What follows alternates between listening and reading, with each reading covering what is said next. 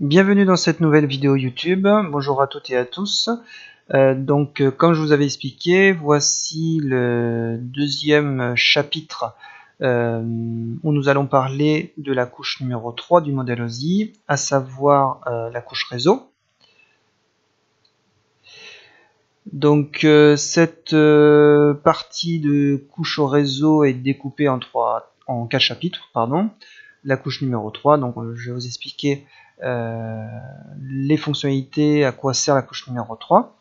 La deuxième partie, je vous expliquerai comment on peut découper des adresses IP. Voilà, on va faire un peu de cuisine, on va découper des adresses IP. Vous verrez l'intérêt de cette technique. Ensuite, on parlera du routage. Donc, je ne sais pas si vous vous rappelez d'une des premières vidéos où j'expliquais que le nombre de routes sur Internet avait augmenté de manière exponentielle, comme la montée en charge des serveurs, des internautes, enfin voilà. Donc voilà la partie qui va traiter du routage. Et on parlera de quelques autres protocoles de couche 3 dans un quatrième chapitre. Alors la couche 3, son rôle. La couche 3 et la couche réseau, ça je pense que tout le monde l'a compris, elle va permettre de communiquer entre réseaux. Ce rôle est donc d'interconnecter les réseaux. Alors vous vous rappelez, le premier chapitre, nous avons traité de la couche 1, donc le média qui permettait de faire transiter les signaux électriques. La couche 2, c'est le réseau local. Donc on est vraiment sur un réseau purement local et on ne peut pas communiquer grâce à la couche 2 avec un autre réseau. Si vous êtes en couche 2 du modèle OSI, vous êtes chez vous, sur votre réseau local, eh bien, si vous n'utilisez pas la couche 3, vous ne pourrez jamais communiquer avec un autre réseau, et notamment Internet par exemple.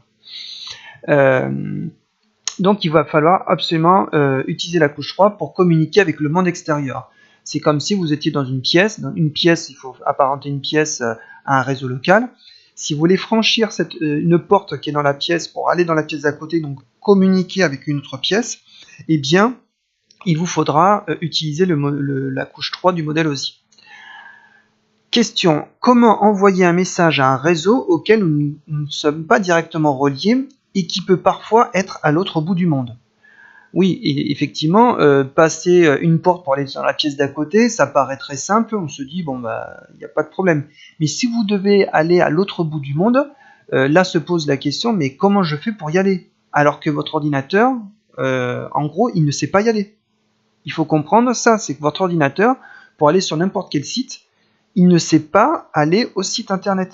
Vous verrez qu'il va passer par un intermédiaire, qui lui connaît son intermédiaire, qui lui-même connaît son intermédiaire, et c'est comme ça qu'on va pouvoir se connecter à une page internet par exemple.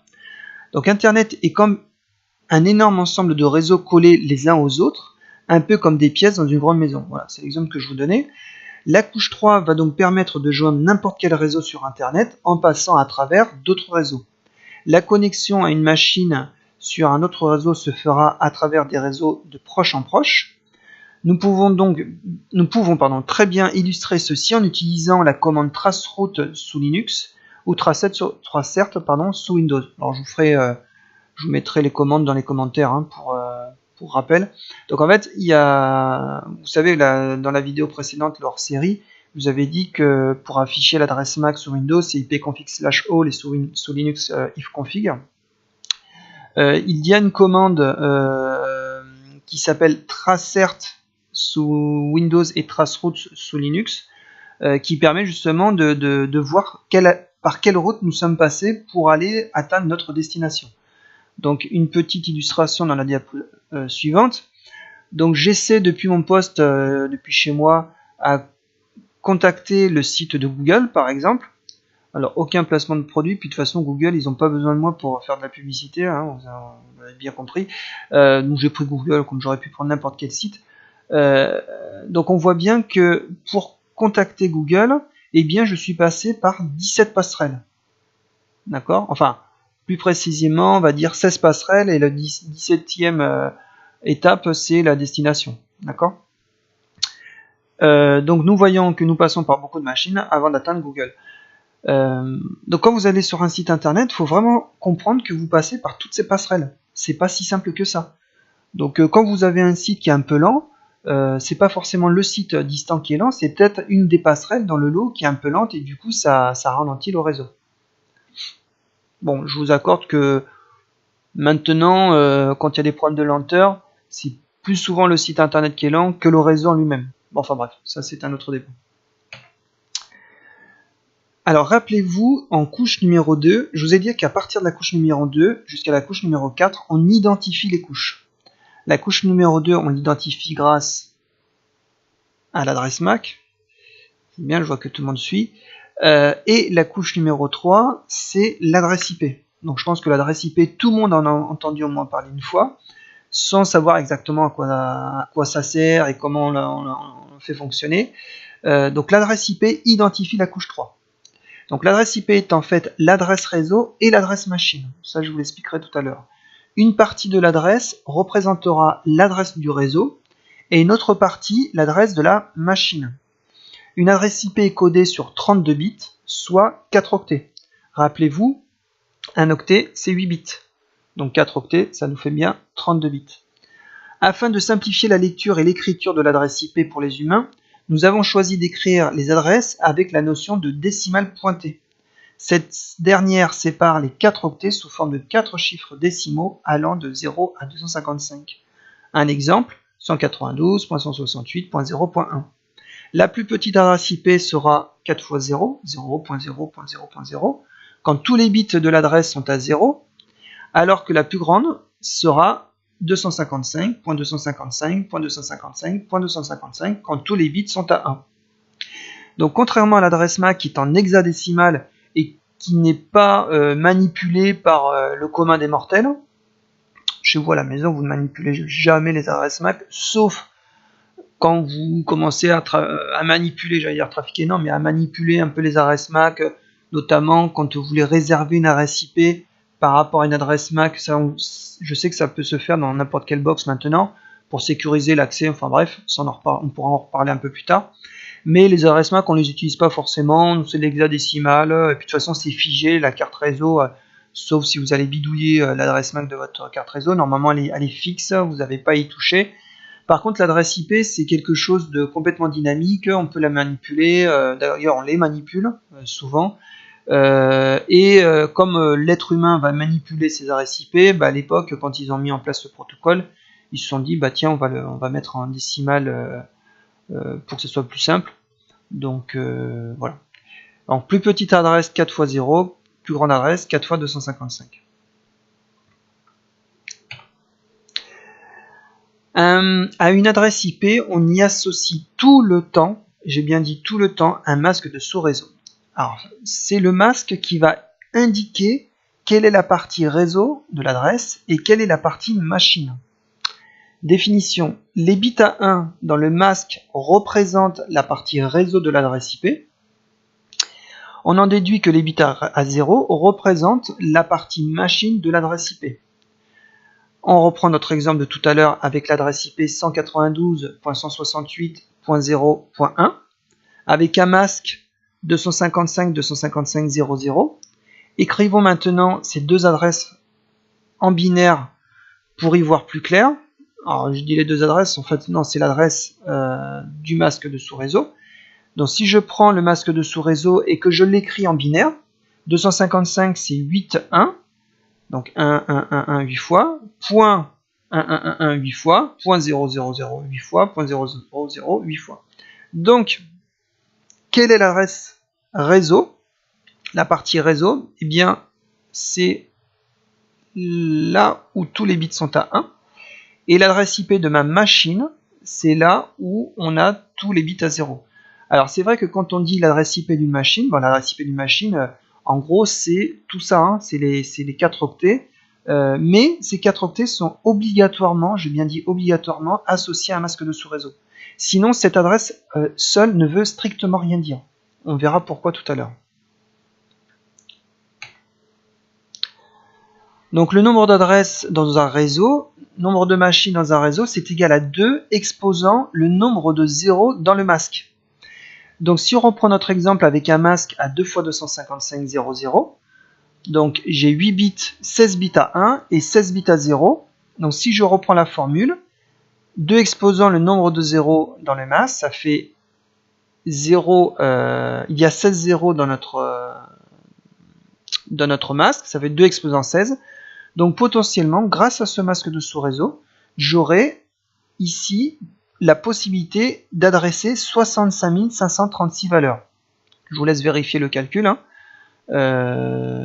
Ça fait 65 536 valeurs. Ok.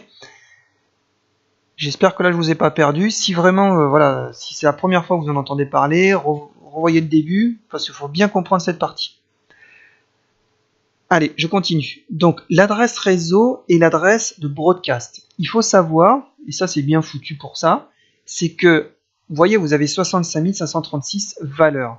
Et bien dans ces 65 536 valeurs, la première adresse sera l'adresse réseau, donc l'adresse de votre réseau, qui sera utilisée et réservée. Donc vous ne pourrez pas utiliser cette adresse IP pour une des machines, c'est pas possible puisque ça sera l'adresse de votre réseau.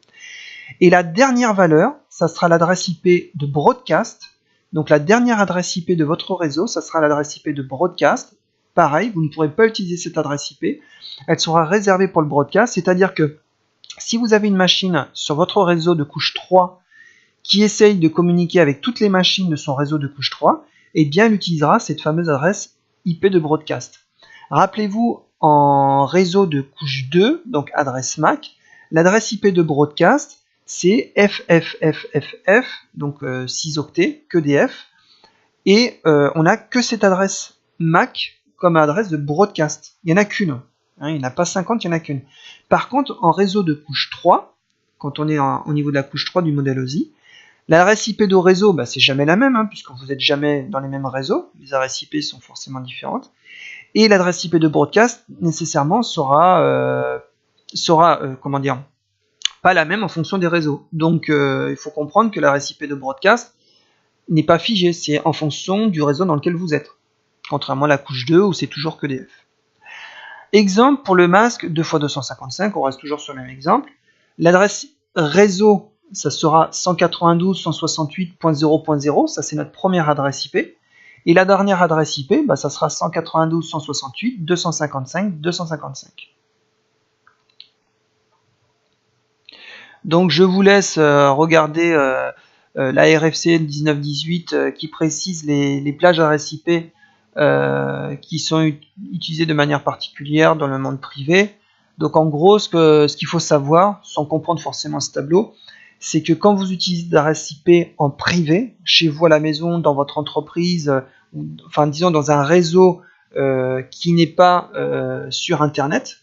Alors ça ne veut pas dire que votre réseau ne peut pas aller sur Internet, mais disons que votre réseau n'est pas directement connecté à Internet. C'est-à-dire que votre machine à la maison, si elle est derrière une box, elle n'est pas connectée directement à Internet. Elle est derrière votre box. Donc les gens qui sont à l'extérieur, normalement, j'ai bien normalement puisque il se peut que votre box soit buggée, qu'on puisse accéder à votre réseau local depuis l'extérieur, mais par défaut, on ne peut pas y accéder. Donc votre machine, elle n'est pas accessible de l'extérieur. Son adresse IP n'est pas routable sur Internet. Ça, j'aurai l'occasion d'en reparler. Je ne vais pas trop en dire parce que j'ai peur de vous perdre.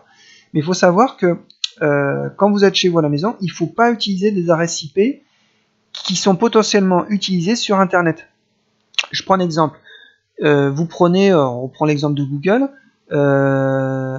Vous prenez une adresse IP de Google. Bon, je vous montrerai comment on fait pour retrouver l'adresse IP d'un site de Google, parce qu'il y en a plusieurs. Votre adresse IP de Google, si vous la mettez sur votre machine à la maison, et que potentiellement votre réseau est plutôt bien paramétré, donc c'est cohérent au niveau des adresses IP, ça va marcher. Mais le souci, c'est que si vous voulez aller après sur Google, eh bien, ça ne fonctionnera pas, puisque vos adresses IP, quand votre machine voudra aller chez Google, elle n'ira pas, puisque le réseau que vous allez utiliser chez vous sera de la même adresse IP, le même masque de sous-réseau que Google. Donc du coup, ça va pas marcher. Je sais que là, j'ai perdu plus de la moitié des gens, donc oubliez ce que j'ai dit, c'est pas très grave. Ce qu'il faut savoir, ce qu'il faut retenir, c'est que chez vous à la maison, il faut utiliser des adresses IP privées qui ne seront jamais utilisées sur Internet.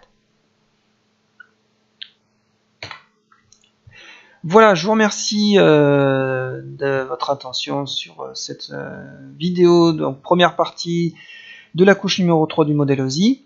Je vous invite à poser des questions via les commentaires, à dire si vous avez aimé ou pas. N'hésitez pas à mettre un pouce bleu si vous avez aimé. Voilà, donc dans les commentaires, je vais essayer de vous mettre quelques infos. De toute façon, et ça j'en ai pas parlé, mais je pense que je ferai, si j'en ai peut-être déjà parlé dans une précédente vidéo, je ferai sûrement des TD. Donc les TD, c'est vrai que c'est beaucoup plus parlant. Vous aurez l'occasion de mettre pause, de faire les exercices et après de reprendre la lecture pour voir la correction de l'exercice. Donc voilà. Prochaine partie, découpage des arrêts IP. Alors là, pour le coup, c'est un peu compliqué. Donc, enfin un peu compliqué. Oui et non, ça dépend quel est votre niveau au départ. Mais en attendant, n'hésitez pas, accrochez-vous, essayez de bien relire les vidéos. Et puis, c'est surtout que quand il y aura les TD, normalement, vous devriez tout comprendre correctement. Ça devrait aller. Voilà, merci beaucoup et à bientôt pour une prochaine vidéo.